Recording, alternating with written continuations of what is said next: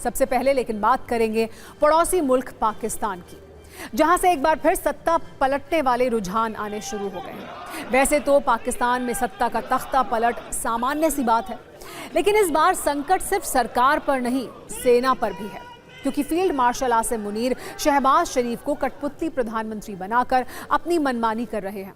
वो अपने खिलाफ उठने वाली हर आवाज को दबा रहे हैं, विरोधियों को ठिकाने लगा रहे हैं। मुनीर का सत्ता वाला यही मास्टर प्लान अब उनके लिए ही डिजास्टर प्लान बनता जा रहा है, क्योंकि पाकिस्तान में हर तरफ बगावत की आंधी चल रही है। आवाम के दिल से सेना का खौफ खत्म होता गया है। जिस विद्रोह की चिंगारी पहले पीओके और बलूचिस्तान तक दिख रही थी, अब उसकी आग पूरे पाकिस्तान में है। आज पाकिस्तान में शहर शहर इमरान खान के समर्थक सड़कों पर हैं। इमरान को जेल से छुड़ाने के लिए उनकी पार्टी ने बड़े आंदोलन का ऐलान कर दिया है। पाकिस्तान में लड़ाई अब सीधे सीधे आवाम वर्सेस आर्मी चीफ हो गई, जिसमें मुनीर की सुरक्षा, सियासत और साख तीनों ही दांव पर हैं। एक तरफ इमरान के समर्थकों ने मुनीर के सियासी मंसूबों को नई चुनौती दी है, तो दूसरी तरफ पीओके में मुनीर सेना अपनी साख बचाने के लिए बेगुनाहों पर गोली चला रही है। लेकिन बलूचिस्तान में तो बम बारूद भी मुनीर सेना के काम नहीं आ रहा। बलूचिस्तान ने 11 अगस्त को आज़ादी दिवस मनाने का ऐलान कर दिया है। ये तस्वीरें कराची की हैं, जहां इमरान खान के हजारों समर्थक रात को ही सड़कों पर आ गए। आसिम मुनीर के खिलाफ नारेबाजी की। कुछ ऐसा ही हाल पेशावर का है, जहां रात को लोग हाथों में मशाल लेकर निकले और आसिम मुनीर की तानाशाही का विरोध किया। आज पाकिस्तान के हर शहर का हाल करीब करीब ऐसा ही है। सड़कों पर इमरान समर्थकों का कब्जा है, जो 3 साल से जेल में बंद इमरान खान को रिहा करने की मांग कर रहे हैं। इमरान की तीनों बहनें भी सड़कों पर उतरी और मुनीर के विरोध में रैलियों को संबोधित किया। जेल में बंद इमरान खान की तरफ से जेनजी वाली ऐसी धमकी दी गई है, जिससे आसिम मुनीर और शहबाज शरीफ का ब्लड प्रेशर बढ़ गया है। जारी किए बयान में उन्होंने कहा, मुनीर की पूरी स्क्रिप्ट अब फेल हो चुकी है। पाकिस्तान के आवाम अब नेपाल, बांग्लादेश और श्रीलंका की राह पर है। मुनीर शहबाज को हटाने के लिए युवा पीढ़ी तैयार है। मुनीर चाहे कितनी भी ताकत लगा लें, वो युवाओं को रोक नहीं पाएंगे। पाकिस्तान के अवैध कब्जे वाले कश्मीर में मुनीर सेना की बर्बरता जारी है। अपना हक मांग रहे लोगों पर गोलियां चलाई जा रही हैं। आज भी पीओके से ऐसे वीडियो सामने आए जिनमें पाकिस्तानी सेना प्रदर्शनकारियों पर गोली चला रही है। पीओके के बाग इलाके में निहत्थे प्रदर्शनकारियों पर फायरिंग हुई। अब तो मुनीर के आदेश पर उन लोगों को भी टारगेट किया जा रहा है जो शांति से अपने घरों में हैं। बेगुनाह लोगों को घरों के अंदर गोली मारी जा रही है। एक तरफ आम लोगों पर गोलियां चल रही हैं, दूसरी तरफ आसिम मुनीर पीओके में चुनाव का ड्रामा कर रहे हैं। मुनीर और शहबाज की कोशिश तो ये थी कि वो पीओके में चुनाव करवाकर लोकतंत्र वाला मैसेज देंगे, लेकिन ये कोशिश अब शहबाज और मुनीर की कुर्सी पर भारी पड़ रही है। चुनावों से धांधली से बिलावल भुट्टो की पाकिस्तान पीपल्स पार्टी नाराज है। बिलावल ने वीडियो जारी कर शहबाज शरीफ को धमकी दी है। काउंटडाउन शुरू हो चुका है, ये धमकी दी गई। शहबाज की सरकार बिलावल की पार्टी के सहयोग से चल रही है। अब यह सवाल है कि क्या पाकिस्तान में एक बार फिर सत्ता बदलने वाली है। एक बार बिलावल का वो बयान सुन लेते हैं, जिसके लिए वो ट्रेंड भी कर रहे हैं और ट्रोल भी हो रहे हैं। संसद और विधानसभा में चढ़ावा चोरी पर हंगामे के बीच आज अचानक ब्राह्मण राजनीति के केंद्र में आ गए। उत्तर प्रदेश की राजनीति का यह शायद एक दिलचस्प नियम है कि जैसे जैसे चुनाव नजदीक आते हैं, वैसे वैसे ब्राह्मणों की चर्चा शुरू हो जाती है। आज चर्चा इसलिए हुई क्योंकि समाजवादी पार्टी के संस्थापक सदस्यों में से एक रहे जनेश्वर मिश्र की जयंती पर ब्राह्मण सम्मेलन हुआ, जिसमें अखिलेश यादव ने अपने चुनाव जिताने वाले पीडीए फॉर्मूले में पंडितों यानी ब्राह्मणों को भी स्थान दे दिया। आमतौर पर अखिलेश के पीडीए फॉर्मूले में पी से पिछड़े, डी से दलित और ए से अल्पसंख्यक रहे हैं, लेकिन आज अखिलेश यादव ने ब्राह्मण सम्मेलन के मंच से इस पीडीए में पीडी का मतलब पंडित भी कह दिया। दरअसल आज समाजवादी विचारक जनेश्वर मिश्र की जयंती है। इस मौके पर समाजवादी पार्टी जनेश्वर मिश्र पार्क में प्रबुद्ध सम्मेलन का आयोजन करना चाहती थी, लेकिन इसकी इजाजत नहीं मिली। इसके बाद लखनऊ में समाजवादी पार्टी के दफ्तर में ब्राह्मण सम्मेलन का आयोजन हुआ। इसे प्रबुद्ध सम्मेलन का नाम दिया गया, जिसमें अखिलेश यादव ने पीडीए का नया फॉर्मूला दिया और योगी सरकार पर ब्राह्मणों के साथ भेदभाव का आरोप भी लगाया। अखिलेश यादव ने इस मौके पर बिना नाम लिए विकास दुबे की गाड़ी पलटने का जिक्र किया और यह कहा कि गाड़ी पलटी नहीं थी, पलटाई गई थी।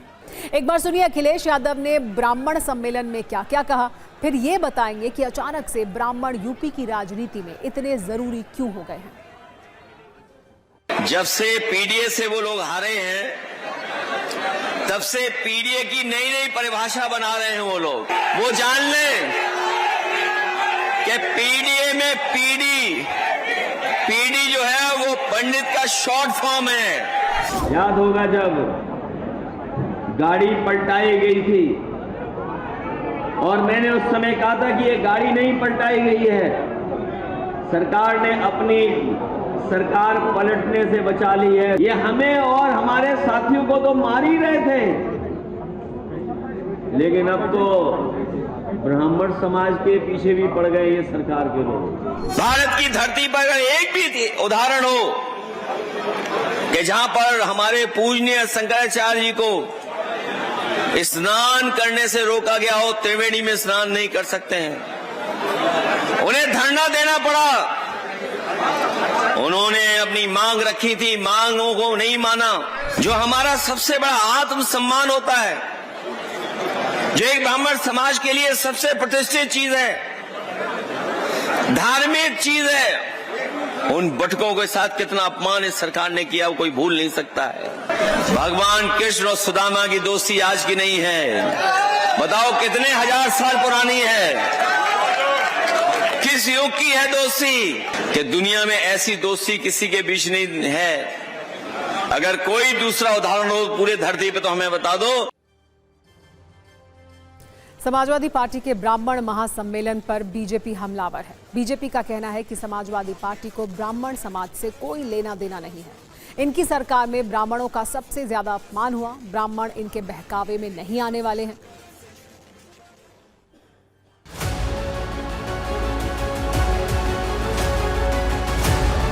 समाजवादी पार्टी का ब्राह्मण समाज का और सब समाज से कोई लेना देना नहीं है। ये हमेशा तुष्टिकरण की पॉलिटिक्स करते रहे हैं और कभी अगड़ा, कभी पिछड़ा, कभी पीडीए।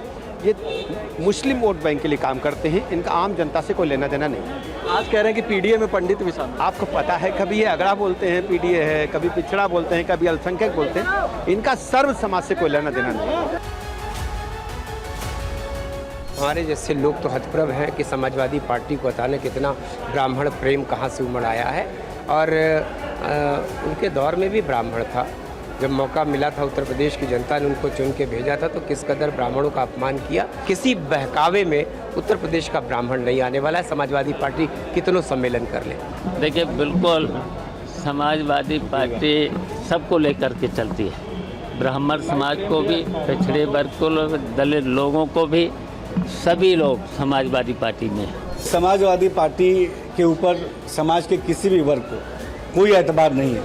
समाजवादी पार्टी ने हमेशा नकारात्मक एजेंडे के साथ राजनीति की है और जनता समाजवादी पार्टी की असलियत को जानती है। सवाल यह है कि यूपी में अचानक सभी राजनीतिक दलों को ब्राह्मणों की चिंता क्यों होने लगी। दरअसल पिछले 2 विधानसभा चुनावों से ब्राह्मण वोटर बीजेपी के साथ हैं, लेकिन विपक्ष का दावा है कि अब वो बीजेपी से नाराज हो रहा है। इसकी बड़ी वजह है विश्वविद्यालय अनुदान आयोग यानी यूजीसी से जुड़ा विवाद। विपक्ष का दावा है कि इस मुद्दे ने शिक्षित सवर्ण वर्ग में असंतोष पैदा किया। दूसरी वजहों में प्रशासनिक स्तर पर कथित उपेक्षा को बताया जा रहा है। विपक्ष आरोप लगाता रहा है कि थाना पोस्टिंग, प्रशासनिक निर्णयों और स्थानीय सत्ता संरचना में ब्राह्मण समाज की पहले जैसी भागीदारी नहीं रही है। खुशी दुबे का मामला और ब्राह्मण समाज के लोगों की निर्मम हत्या ने भी लोगों को नाराज किया। इसके अलावा शंकराचार्य का अपमान, बटुकों की चोटी खींचकर पिटाई के साथ ही प्रश्न पत्रों में ब्राह्मणों को लेकर पूछे गए विवादित सवाल ने भी नाराजगी बढ़ाई। घूसखोर पंडित फिल्म से भी ब्राह्मण समाज का एक तबका नाराज रहा। अब जब 2027 के विधानसभा चुनाव में मात्र 6 महीने का वक्त बचा है, तो हर दल ब्राह्मणों के करीब आना चाहता है। उत्तर प्रदेश में करीब 14% ब्राह्मण वोटर हैं। 60 सीटों पर इनकी आबादी निर्णायक है, जबकि 100 सीटों पर इनका अच्छा खासा प्रभाव है। अवध और पूर्वांचल के कई जिलों और विधानसभा क्षेत्रों में इनका प्रभाव 15% से भी अधिक है। कई जगहों पर इनकी आबादी कम भी है, तो भी ये दूसरे समाज के वोटरों में काफी प्रभाव रखते हैं। वैसे तो भारत में 1931 के बाद जातीय जनगणना नहीं हुई है, इसलिए आधिकारिक रूप से ये नहीं कहा जा सकता है कि यूपी में ब्राह्मणों की आबादी कितनी है। लेकिन ज्यादातर मीडिया रिपोर्ट में 14% ब्राह्मण आबादी मानी जाती है। ऐसी स्थिति में कोई दल 14% वोटरों को छोड़ने का राजनीतिक रिस्क नहीं ले सकता। इसलिए समाजवादी पार्टी ने ब्राह्मणों तक पहुंच बनाने की कोशिश शुरू कर दी है। उत्तर प्रदेश की राजनीति में ब्राह्मण वोटों का महत्व पिछले 2 दशकों के चुनावी नतीजों में साफ दिखाई देता है, जिसकी शुरुआत मायावती की सोशल इंजीनियरिंग से हुई थी। मायावती ने तब दलितों के साथ ब्राह्मणों को जोड़ने की कोशिश की थी। ये कोशिश कामयाब भी रही थी। 2007 के विधानसभा चुनाव में बहुजन समाज पार्टी की सोशल इंजीनियरिंग रणनीति सफल रही। बीएसपी ने 86 ब्राह्मण उम्मीदवारों को टिकट दिया, जिनमें से 41 प्रत्याशी चुनाव जीतकर विधानसभा पहुंचे। इसी चुनाव में मायावती के नेतृत्व में बीएसपी ने पूर्ण बहुमत की सरकार बनाई। जो काम मायावती ने 2007 में किया, 2012 में वही काम समाजवादी पार्टी ने किया। 2012 के विधानसभा चुनाव में समाजवादी पार्टी ने 45 से ज्यादा ब्राह्मण उम्मीदवारों को टिकट दिया, जिनमें से 21 ब्राह्मण प्रत्याशी चुनाव जीते। ये समाजवादी पार्टी के लिए ब्राह्मण विधायकों की सबसे बड़ी संख्या थी और इसी चुनाव में पार्टी ने सरकार बनाई। 2017 के विधानसभा चुनाव में कुल 56 ब्राह्मण विधायक चुने गए। इनमें से 46 विधायक भारतीय जनता पार्टी के टिकट पर जीतकर विधानसभा पहुंचे। इसी चुनाव में बीजेपी ने प्रचंड बहुमत के साथ सरकार बनाई। 2022 के विधानसभा चुनाव में भी बड़ी संख्या में ब्राह्मण मतदाता बीजेपी के साथ बने रहे। बीजेपी के 46 ब्राह्मण कैंडिडेट चुनाव जीतकर विधानसभा पहुंचे और बीजेपी ने लगातार दूसरी बार उत्तर प्रदेश में सरकार बनाई। इन आंकड़ों को देखकर कहा जा सकता है कि यूपी में जिस तरफ ब्राह्मणों का झुकाव हुआ है, उस पार्टी ने चुनावों में अच्छा स्कोर बनाया है। अगर पिछले विधानसभा चुनाव की बात करें तो ब्राह्मण वोटरों का रुझान काफी हद तक बीजेपी के पक्ष में रहा है। CSDS लोकनीति के सर्वे के मुताबिक 2022 के उत्तर प्रदेश विधानसभा चुनाव में करीब 89% ब्राह्मण मतदाताओं ने बीजेपी गठबंधन को वोट दिया था, जबकि 2017 के यूपी विधानसभा चुनाव में करीब 83% ब्राह्मण वोटरों ने बीजेपी को चुना था। यूपी की राजनीति में ब्राह्मणों की भागीदारी की बात करें तो राज्य में अब तक 6 ब्राह्मण मुख्यमंत्री बने हैं और वो कुल 10 बार मुख्यमंत्री पद पर रहे हैं। इनमें गोविंद वल्लभ पंत तो 2 बार सीएम रहे, सुचेता कृपलानी, कमलापति त्रिपाठी, हेमवती नंदन बहुगुणा 1 बार सीएम रहे, नारायण दत्त तिवारी 3 बार और श्रीपति मिश्र 1 बार मुख्यमंत्री रहे। दिलचस्प बात यह है कि ये सभी 6 ब्राह्मण मुख्यमंत्री कांग्रेस से थे, यानी आजादी के बाद लंबे समय तक उत्तर प्रदेश की राजनीति में कांग्रेस के दौर में ब्राह्मण नेतृत्व का दबदबा रहा। हालांकि 1989 के बाद उत्तर प्रदेश में आज तक कोई भी ब्राह्मण मुख्यमंत्री नहीं बना। इसके बाद प्रदेश की राजनीति का केंद्र मंडल, कमंडल और क्षेत्रीय दलों की ओर शिफ्ट हो गया, जिसमें पिछड़े वर्ग, दलित और अन्य सामाजिक समीकरण ज्यादा प्रभावी हो गए। ऐसे में ब्राह्मण राजनीति सत्ता के शीर्ष नेतृत्व से ज्यादा चुनावी समीकरणों का हिस्सा बनकर रह गई। बीजेपी के 4 नेता यूपी में मुख्यमंत्री रहे हैं, जिसमें 1 लोध, 1 वैश्य और 2 राजपूत समाज से सीएम बने। इस सब के बीच यूपी में आज खूब राजनीतिक कलेश भी हुआ। इस कलेश की वजह चढ़ावा चोरी है, जिस पर समाजवादी पार्टी हमलावर है, जबकि बीजेपी का कहना है कि समाजवादी पार्टी को बोलने का हक ही नहीं है। आज इस मामले में सीएम योगी आदित्यनाथ और अखिलेश यादव टकरा गए। सुनिए अब दोनों ने एक दूसरे पर किस तरह से हमला किया।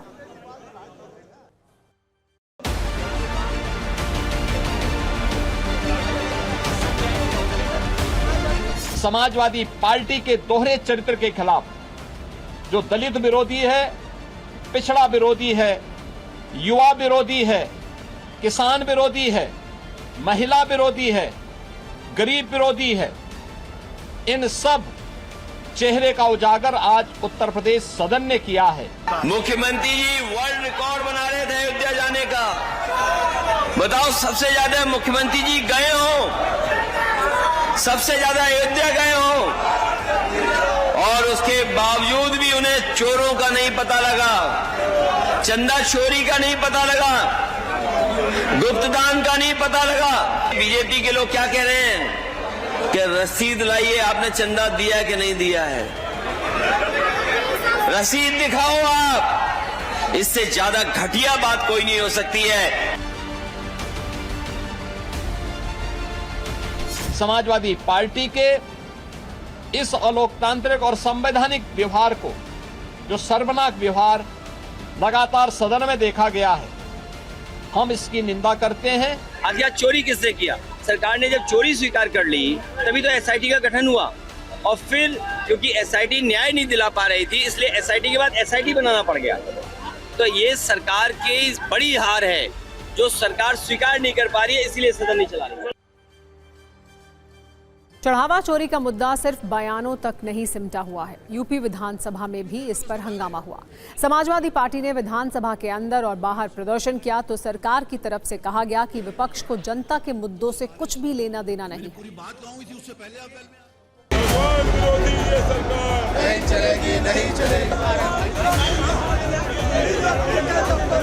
सदन को जिस ढंग से समाजवादी पार्टी के लोगों ने चलने नहीं दिया, पूरा सत्र हो हंगामे के साथ और संवैधानिक संस्था का विरोध करते रहे, और उनका जनता से कोई लेना देना नहीं है, उनके पास जनता की कोई एजेंडा नहीं है जनता के लिए। समाजवादी पार्टी ने आज अपने आचरण से सिद्ध कर दिया है कि जनता से वो कट चुके हैं। विपक्ष जब जनता की समस्याओं को उठाता है निकम्मी है वो सरकार, तो ये सरकार जनता की समस्याओं से भाग रही है। ये झूठी बेईमान सरकार है जिन्होंने चंदा चोरी की है, विरोधी ये सरकार, चढ़ावा चोरी की है विरोधी ये और बजट लूटने के लिए अनुपूरक बजट लाए हैं। शिक्षा रोजगार दे न सके जो वो सरकार। विपक्ष का काम है कि जहां सरकार फेल होती है, जहां सरकार असफल होती है, जहां सरकार जनता का उत्पीड़न करती है, उन मुद्दों को डेमोक्रेटिक सिस्टम में सदन के पटल पे लेके आए। सरकार को हमें अलाउ करना चाहिए जिससे सदन के पटल पे उन सभी मुद्दों पे चर्चा हो सके। विपक्ष को चर्चा में भाग लेना चाहिए। रिकॉर्ड में वो अपनी बात रखे, रिकॉर्ड में उसका जवाब देंगे। वहाँ क्यों भाग रहे हैं, छुप रहे हैं लोग, विपक्ष और कुछ नहीं। यूपी विधानसभा की तरह संसद के दोनों सदनों में भी चढ़ावा चोरी पर हंगामा हुआ। विपक्ष ने चढ़ावा चोरी और छात्रों पर पुलिस एक्शन के खिलाफ प्रदर्शन किया। विपक्ष की मांग थी कि गृह मंत्री अमित शाह इस मामले पर सदन में जवाब दें, लेकिन जब सरकार ने उनकी मांग नहीं मानी तो हंगामा बढ़ गया, जिसके बाद सदन के दोनों सदनों को स्थगित करना पड़ा।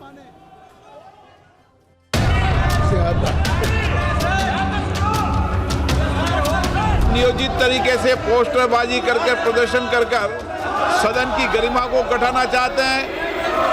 आप लोकतांत्रिक तरीके से चर्चा करें। प्रभु का पैसा कहाँ गया?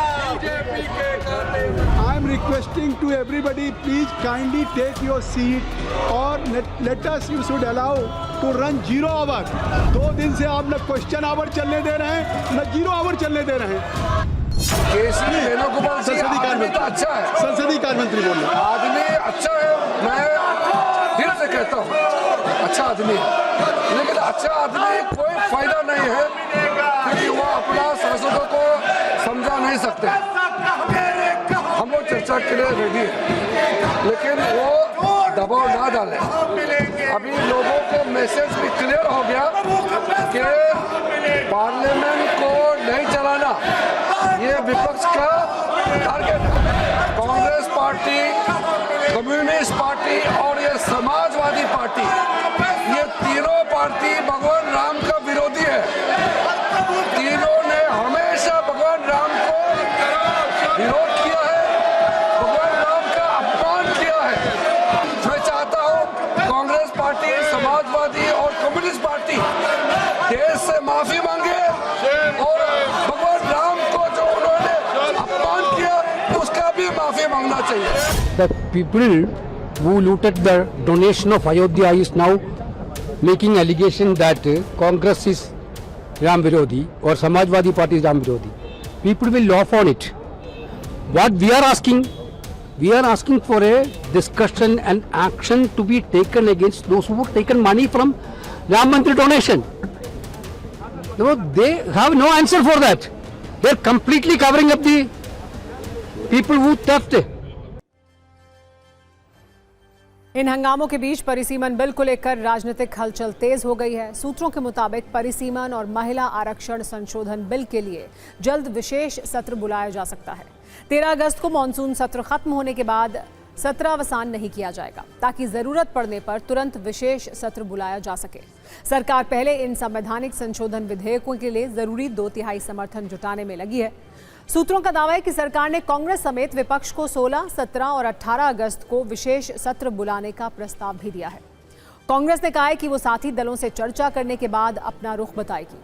इसी बीच संसदीय कार्य मंत्री किरण रिजिजू ने लोकसभा में नेता प्रतिपक्ष राहुल गांधी से मुलाकात की। सूत्रों के मुताबिक दोनों नेताओं के बीच परिसीमन बिल समेत कई मुद्दों पर चर्चा हुई। हालांकि कांग्रेस ने साफ कर दिया कि अमित शाह के बयान और चढ़ावा चोरी के मुद्दे पर चर्चा के बिना विपक्ष सदन की कार्यवाही सामान्य रूप से नहीं चलने देगा।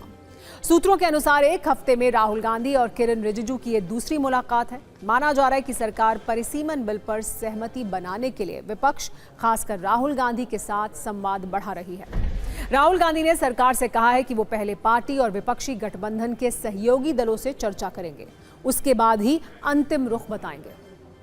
अब सत्ता में आपको फेसबुक के को फाउंडर मार्क जकरबर्ग की माफी दिखाते हैं, जो अब तक मेटा की गलतियों पर एल्गोरिदम और तकनीकी गड़बड़ियों का पर्दा डालकर विवादों से लॉग आउट कर जाते थे। लेकिन पीएम मोदी का एक वीडियो फेसबुक से अस्थायी तौर पर हटाने के मामले में वो ऐसे फंसे कि उन्हें सरकार से व्यक्तिगत तौर पर माफी मांगनी पड़ी और अल्टीमेटम वाले नोटिफिकेशन के आगे झुकना पड़ा।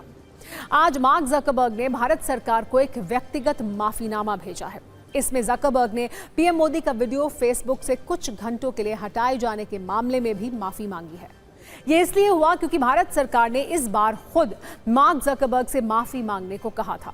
इसके लिए सरकार की ओर से 3 दिन का अल्टीमेटम दिया गया था और ये कहा गया था कि अगर जकरबर्ग माफी नहीं मांगते तो न सिर्फ मेटा को भारत में मिलने वाली सुरक्षा और कानूनी छूट खत्म हो सकती है, बल्कि ऐसा कहा जाता रहा है कि कंपनी पर सरकार कोई बड़ा एक्शन भी ले सकती है। सरकार के इस अल्टीमेटम में मार्क जकरबर्ग के लिए बिजनेस वाली भी बड़ी चोट थी। मार्क जकरबर्ग ये अच्छी तरह जानते हैं कि भारत मेटा के लिए एक बहुत बड़ा बिजनेस हब है, इसीलिए रिस्क लेने से बेहतर माफी मांगना है और उन्होंने आज अपना माफीनामा सरकार को भेज दिया है। इसमें उन्होंने बच्चों के यौन शोषण और डीप फेक कंटेंट से जुड़े मामले पर भी माफी मांगी है। अब हम आपको ये भी बताते हैं कि आखिर भारत सरकार मेटा से इतना नाराज क्यों थी। उसने 3 दिन का अल्टीमेटम दे दिया था। ये कहा था कि जकरबर्ग माफी मांगे या एक्शन के लिए तैयार रहें। इसकी जड़ में था पीएम मोदी का एक वीडियो। उन्होंने छात्र आंदोलन के वक्त 23 जुलाई को यह वीडियो पोस्ट किया था। इसमें पीएम ने पेपर लीक पर सख्त एक्शन की बात करते हुए छात्रों और युवाओं को संदेश दिया था। लेकिन 28 जुलाई को कुछ घंटे के लिए यह वीडियो फेसबुक से हट गया और बाद में वापस आ गया। जब इस पर सरकार ने सवाल किया तो मेटा ने तर्क दिया कि एल्गोरिदम की गलती से वीडियो हटा, लेकिन सूचना प्रसारण मंत्रालय से इस सफाई को नाकाफी और असंतोष बताया और मेटा की ग्लोबल टीम को तुरंत मिलने के लिए बुलाया गया था। साथ ही इस मामले पर स्पष्टीकरण भी मांगा। आज इस विवाद को लेकर मेटा के अधिकारियों ने सूचना प्रसारण मंत्रालय के वरिष्ठ अधिकारियों के साथ मुलाकात भी की। ये मीटिंग 45 मिनट तक चली और इसी के कुछ देर बाद मार्क जकरबर्ग की माफी आ गई। अब आपको 2 वजह बताते हैं आखिर जकरबर्ग को भारत सरकार की अल्टीमेटम के आगे क्यों झुकना पड़ा। पहली वजह, संसद की संसदीय समिति ने चेतावनी दी थी, अगर जकरबर्ग माफी नहीं मांगते तो भारत में मेटा के सेफ हार्बर यानी कानूनी संरक्षण को खत्म करने की सिफारिश की जाएगी। लेकिन ये सेफ हार्बर है क्या, आप उसे भी समझ लीजिए। सेफ हार्बर को आप एक तरह का कानूनी कवच कह सकते हैं जो भारत सरकार ने मेटा को पहनाया था। ये कानूनी इम्यूनिटी आईटी एक्ट की धारा 79 के तहत सोशल मीडिया और दूसरे ऑनलाइन प्लेटफॉर्म को दी जाती है। इसका अर्थ यह है कि अगर कोई यूजर गलत या गैरकानूनी पोस्ट डालता है तो हर मामले में सीधे फेसबुक या कंपनी को दोषी नहीं ठहराया जाएगा, बशर्ते कंपनी कानून का पालन करे। अगर ये सुरक्षा खत्म हो जाए तो कई मामलों में प्लेटफॉर्म की कानूनी जिम्मेदारी फिर बढ़ जाती है। दूसरी बड़ी वजह है मेटा का भारत में बाजार, जिसमें बिजनेस वाला एंगल है। फेसबुक, व्हाट्सएप और इंस्टाग्राम तीनों ही मेटा की स्वामित्व वाली कंपनियां हैं, जिसके यूजर्स की सत्ता भारत में सबसे मजबूत है। भारत में फेसबुक के लगभग 38 करोड़ यूजर्स हैं और आंकड़ों के अनुसार दुनिया में हर 100 यूजर्स में लगभग 12 फेसबुक यूजर भारत से हैं। रिपोर्ट्स के अनुसार भारत में व्हाट्सएप के करीब 55 करोड़ यूजर्स हैं, जबकि इंस्टाग्राम के यूजर्स की संख्या भी भारत में लगभग 55 करोड़ है। यानी भारत मेटा के लिए एक बड़ा बिजनेस हब भी है। इसीलिए ज़करबर्ग ने किसी एक्शन से बचने के लिए माफी मांगना ज्यादा बेहतर समझा। अब आपको फेसबुक की मनमानी के फ्लैशबैक में लेकर चलते हैं, जब ज़करबर्ग के अधिकारियों ने एक सॉरी बोलकर एल्गोरिदम के पीछे छिपने की कोशिश की थी। साल था 2016, जब 8 सितंबर को नॉर्वे के बड़े अखबार आफ्टनपोस्टन के पहले पन्ने पर एक ओपन लेटर छपा। ये लेटर ज़करबर्ग के नाम था, जिसमें अखबार के एडिटर ने लिखा था, उन्हें डर है दुनिया का सबसे बड़ा सोशल मीडिया प्लेटफॉर्म अभिव्यक्ति की आज़ादी बढ़ाने के बजाय उसे ख़त्म करने में लगा है। हम खुले खत की वजह फेसबुक की एक बड़ी गलती थी, जब फेसबुक ने वियतनाम युद्ध की एक मशहूर तस्वीर को हटा दिया था, और ये वो तस्वीर थी जिसे पुलित्ज़र पुरस्कार मिला था। वो फोटो 8 जून 1972 को वियतनाम युद्ध के दौरान खींची गई थी, जिसमें 9 साल की किम फुक नाम की बच्ची बिना कपड़ों के सड़क पर दौड़ती दिख रही थी, जिसका शरीर नेपाम बम की वजह से बुरी तरह जल गया था। तस्वीर को निक उट नाम के फोटोग्राफर ने खींचा था। इसके लिए उन्हें पुलित्ज़र पुरस्कार मिला था, लेकिन तब फेसबुक के एल्गोरिदम ने उसे न्यूडिटी पॉलिसी का उल्लंघन मानते हुए डिलीट कर दिया था। इसे लेकर फेसबुक की तकनीकी तानाशाही की बहुत आलोचना हुई थी। लोगों का कहना था कि ये तस्वीर अश्लील नहीं बल्कि युद्ध के क्रूर इतिहास का सबूत है, और इसे हटाने का मतलब इतिहास को छिपाने जैसा है।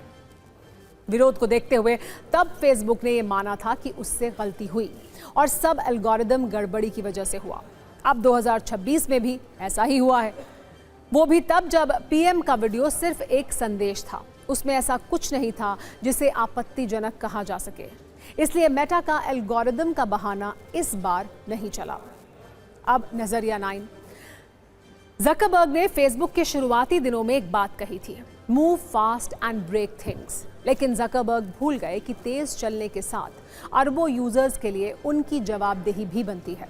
कंपनियां अक्सर एल्गोरिदम को ऐसे पेश करती हैं जैसे वो अपने आप फैसले लेने वाली कोई अदृश्य ताकत हो, जबकि सच ये है कि एल्गोरिदम के पीछे कोड होता है, कोड के पीछे कंपनी होती है, और कंपनी के पीछे उसके संस्थापकों की सोच, प्राथमिकताएं और कारोबारी हित होते हैं। इसलिए ये कहना कि फैसला एल्गोरिदम ने लिया, दरअसल जवाबदेही से बचने का सुविधाजनक रास्ता है। एल्गोरिदम इंसान बनाते हैं, इंसान ही उसे ट्रेन करते हैं, नियम तय करते हैं और ज़रूरत पड़ने पर बदलते भी हैं। इसीलिए मेटा जैसी दुनिया की सबसे प्रभावशाली कंपनी किसी भी विवाद में केवल एल्गोरिदम के नाम पर पर्ची फाड़कर जिम्मेदारी से नहीं बच सकती है। सत्ता के न्यूज़ मित्रों को सेहत की सत्ता से जुड़ा एक अलर्ट नोटिफिकेशन भी देते हैं, जिसका आधार है महाराष्ट्र सरकार का एनालॉग पनीर वाला आदेश। ये फैसला महाराष्ट्र का जरूर है, लेकिन ये चिंता पूरे देश की है। इसे पूरी खबर से आइए आपको समझाते हैं। एनालॉग यानी नॉन डेयरी पनीर पर महाराष्ट्र सरकार ने बड़ा फैसला लिया है।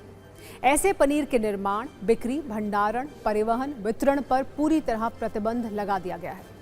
एनालॉग पनीर की खुदरा बिक्री पर भी तत्काल प्रभाव से रोक लगा दी गई है। लोगों के स्वास्थ्य को ध्यान में रखते हुए ये फैसला लिया गया है। बड़ी बात यह है कि नियम तोड़ने पर जेल और भारी जुर्माने का प्रावधान भी है। एनालॉग पनीर को असली डेयरी पनीर बताकर बेचने पर कानूनी कार्रवाई की जाएगी। Food safety and standards act 2006 के तहत कार्रवाई की जा सकती है। अपराध की गंभीरता के आधार पर 6 महीने तक की जेल हो सकती है। इसके अलावा 1 लाख रुपए तक का जुर्माना भी लगाया जा सकता है। इतना ही नहीं, अगर असुरक्षित खाद्य पदार्थ के सेवन से किसी व्यक्ति की मौत होती है तो ऐसी स्थिति में आजीवन कारावास की सजा हो सकती है। कम से कम 10 लाख रुपए के जुर्माने का भी प्रावधान है। 30 अप्रैल को महाराष्ट्र खाद्य सुरक्षा आयुक्त तुकाराम मुंडे ने यह फैसला लिया था, जिसके बाद से इसकी चर्चा हर तरफ हो रही है। एनालॉग पनीर अनपैक्ड ज्यादा बेचा जाता है, मतलब ये कि इस पर पैकेजिंग लेबल नहीं होता। इसके कारण बिक्री ज्यादा होती है, लेकिन अब सरकार इसको गंभीरता से ले रही है। एनालॉग पनीर को पूरी तरह से प्रतिबंध करने वाला महाराष्ट्र देश का दूसरा राज्य बन गया है। इससे पहले छत्तीसगढ़ में भी इस पर रोक लगाई जा चुकी है। इस खबर को जानने के बाद आपके मन में कई प्रश्न उठ रहे होंगे। एनालॉग पनीर दूध वाले पनीर से कितना अलग होता है? ये किस चीज से बनता है? कितना नुकसानदेह होता है? हम आपको सब कुछ बताएंगे, लेकिन पहले महाराष्ट्र से TV9 का असली और नकली पनीर का रियलिटी चेक देखिए।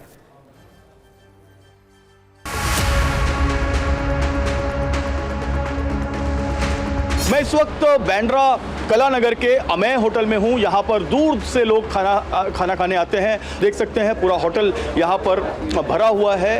ये वेजिटेरियन होटल है। यहां का पनीर बहुत फेमस है। आप यहां पर भोजन करने आते हैं, आपके थाली में भी पनीर मैं देख रहा हूं, क्या कहना चाहेंगे? निर्णय तो सही है उन लोग का,